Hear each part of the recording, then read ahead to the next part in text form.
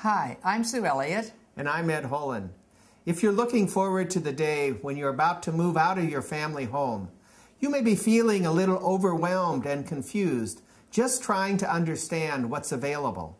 That's because you're having to navigate two different worlds, a complex system of services as well as a variety of housing options.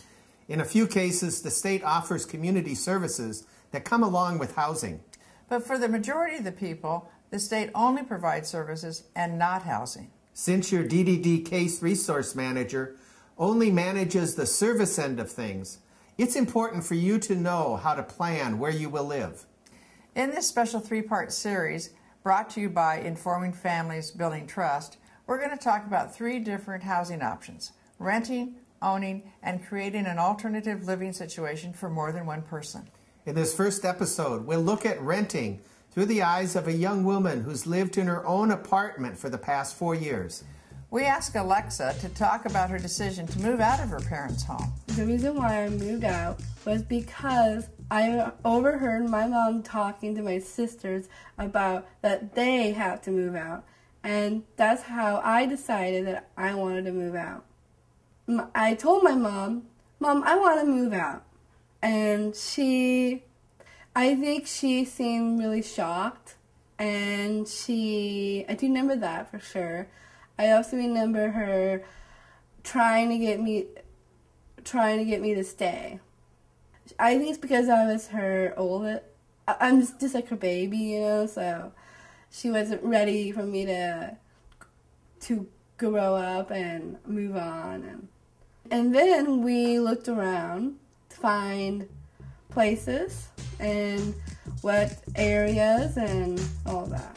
Alexa's parents knew that it would take time to find the right living situation, so they started to look at options long before it was time for Alexa to move out. With help from her mother, Alexa applied for a Section 8 housing voucher. Local housing authorities provide federal housing assistance to low-income families, seniors, and persons with disabilities. These rent subsidies limit monthly rental payments to 30% of the person's adjusted monthly income, up to an established limit. There are two types of federal rental assistance. One is the tenant-based Section 8, or housing choice vouchers. The other, the project-based. Section 8 housing choice vouchers follows the individual to any rental where Section 8 vouchers are accepted. Project-based assistance is attached to specific properties and does not follow the tenant if he or she moves. Availability and waiting lists can vary depending upon where you live. In some cases, it may take months or years to receive rental assistance. For more information, get in touch with your local housing authority. For local contact information, call the Association of Washington Housing Authorities at area code 509-762-5541 or visit their website at www.awha.org.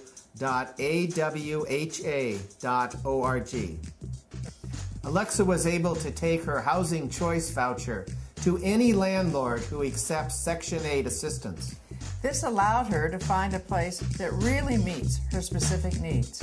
Probably have to say having a buses at the park and ride. There's a park and ride here at my apartment. That's one important thing. Second important thing is probably the security here. I recall when I was still with my mom and at my mom's house, I remember that me and my two sisters had to share one bathroom together. When I finally moved out and after I got here, and right when I first saw my first bathroom, I just fell in love with it. It was like magical. I just loved every minute of the fact that I had my own bathroom. Because of her support needs, Alexa qualifies for an extra bedroom for a care provider. And after interviewing a number of people, she found the perfect live-in support, her grandmother. To make sure she has help with shopping and other daily needs, Alexa also qualifies for support through Medicaid personal care. Alexa's personal care hours are determined by an annual care assessment provided by the DDD case manager. It's important to note that aside from federal housing assistance, the services that she receives through the DD system makes it possible for Alexa to live independently. Well, it is possible. You can move out if that's what they really want. If they really want to move out, go for it. Don't wait a minute. Don't wait a minute. Just do it.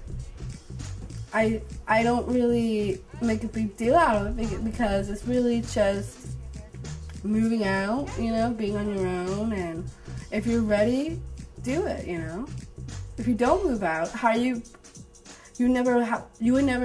miss so much change in your life, If you don't take a risk. With the support of her family, Section 8, and Medicaid personal care, Alexa's been able to create a home that meets both her needs and her lifestyle. Her success is also possible for you. Just remember, start planning early. For a link to your local housing authority and other housing assistance information, visit the Informing Families Building Trust website at www.informingfamilies.org. And remember, if you need in-home services like Medicaid personal care, please contact your DDD case manager for eligibility and assessment. That's it for this first part of our special series on housing. Be sure to watch part 2 when we'll take a look at the ins and outs of home ownership.